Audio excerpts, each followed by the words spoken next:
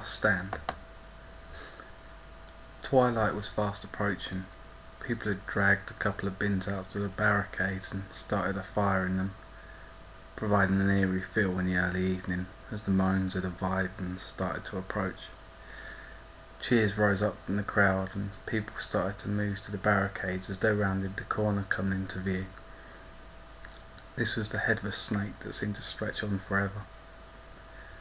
They were filling the street, tightly packed. People started to shout. A man jumped up onto the barricade. It was Mark. "Friends," he began. "The enemy are at the gates. We won't let them take our homes or our families. Give them hell." A cheer rose up from the crowd. It was 6:30 and the ranks of the living had swelled to at least 4,000. We were at the back of the group, not wanting to get involved in the initial clash or stand too close to the petrol bombs that were starting to be lit. You could see people at the barricades begin to light them. A roar rose from the crowd as the first bomb was thrown through the air.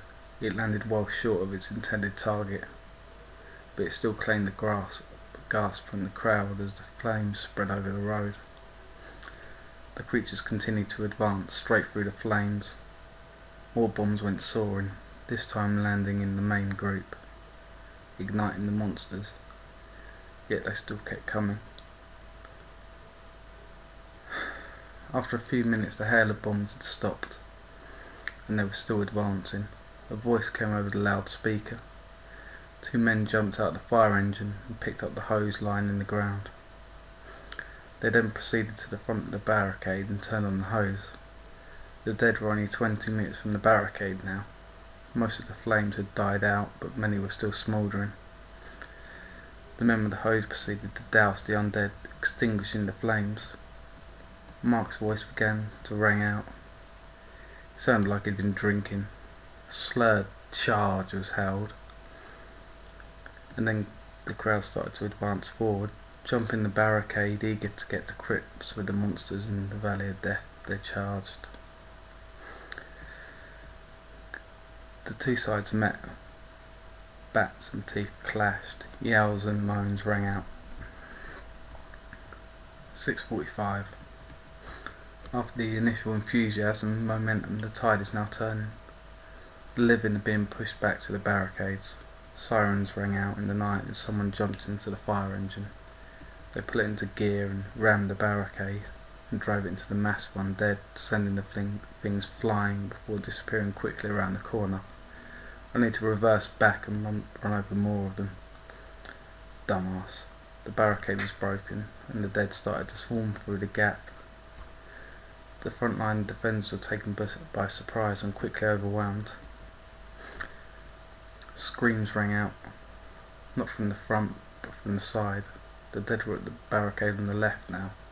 No one had thought to keep an eye in that direction, and they were pulling themselves over the cars. People at the back were starting to run. We moved to the side to avoid the crush. Only a few hundred people now remained to defend the barricades. They were getting overrun. The fire engine stopped moving now. I could see blood spatters on the inside of the cabin. People were falling around us. I heard crying across the road. There was a young girl by the front of the fire station. She couldn't have been more than 10 years old. Blonde hair, blue eyes, sitting down, hugging her knees. The dead were pushing forward and no one seemed to notice. What was that rule from Zombieland? Never be a hero? Nah, fuck it, I thought. I started to make my way across the road, advancing towards the dead. I reached her. "Hey," I said, kneeling beside her. "You okay?" A stupid question. "I can't find my dad," she bawled. "What does he look like?" Why did I ask that? Like we have time to wander around and have a look for them. I turned round. The defenders had backed off further now. There were only a few metres of open ground between me and the dead. John and Toby had made their way to me. done. I don't know if we can find him right now, but we can't stay here, it's not safe. She looks up at me, tears in her eyes. He's dead, isn't he? I heard a scraping sound. One of the barricades was being pushed further to the side by the sheer number of undead. Look, I think if he's still alive we will find him, but we have to go now. She nodded. What's your name? Sky. Sky Harper. Okay. I'm Tom. That's John. The big guy over there's Toby. You okay to walk? She hesitantly nodded. I'll tell you what, how about a piggyback? She seemed to prefer that idea. I passed my back to Toby and she jumped on, and we began our retreat. There were only a few dozen defenders left now, too drunk or too macho to admit that we had lost. We turned tail and disappeared into the night. John lit the way back home with a small torch. On the way back past the shopping centre we came across a grisly sight. 3 survivors just lying gutted on the floor, 4 Vivans feeding on them. They looked up and saw us. John and Toby moved forward to intercept them. John put all his weight behind one massive shot to a creature. You could hear the crack of its skull. I told Sky not to look. Toby's machete took off another's head, and he proceeded to deal with the 3rd and 4th. Out the corner of my eye, I noticed something moving from the shadow of a shop doorway. One came charging out. It caught me completely off guard. I had time to throw Sky off my back and raise my arm before it smashed into me, knocking me to the floor. Its face plunged towards my neck. I managed to get my forearm underneath its chin. He was a police officer, but now a monster. Its teeth gnashed inches from my face, hot breath washing over me. I looked over to John and Toby. They were having difficulty finishing the last one. No position to help. I looked over and saw Sky. She was watching me struggle. I managed to get my foot up and boot the thing straight in the solar plexus. This gave me a second to scramble away back to my feet. I stumbled over to Sky, putting myself between her and the monster. What I did next I did without thinking. I walked towards the creature, steadily. And when I was within range, I stomped straight down on the creature's kneecap with all the force I could muster. The sound of the snap was unbelievable. It started to sink forward. I grabbed its head with my gloved hand and pushed it back. It lay there on the floor trying to get up, not understanding that I'd shattered its leg. John and Toby had finished with theirs and had seen me stomp the thing. Bat, I said. Toby passed it to me, and with one hit I cracked the creature's skull. I stomped and looked at it. I stopped. I looked at the officer. He was young. He could not have been on the job that long. As Toby and John proceeded to finish off the survivors that had been lying on the floor, just to make sure they didn't come back, I stopped and searched the police officer.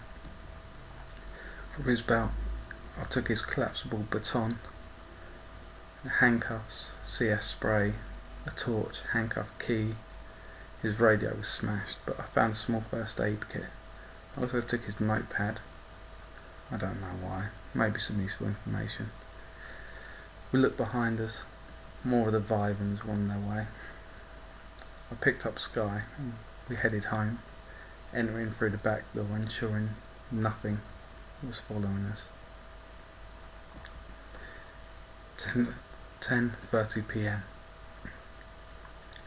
Toby's returned to his flat. We've decided to stay separate for the time being.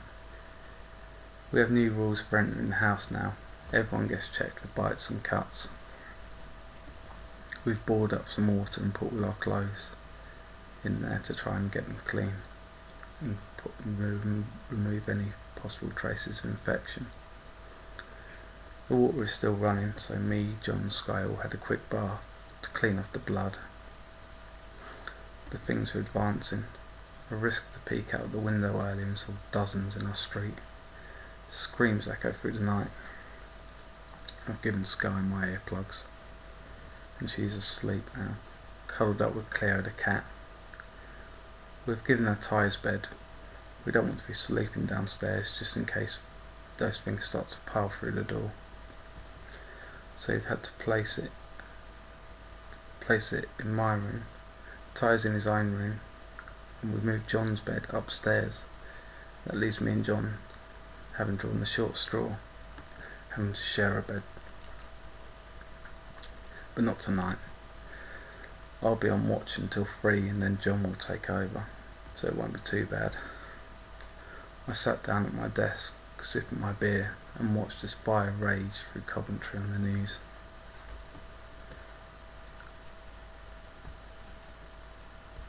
Part 9. Remnants. Coming soon.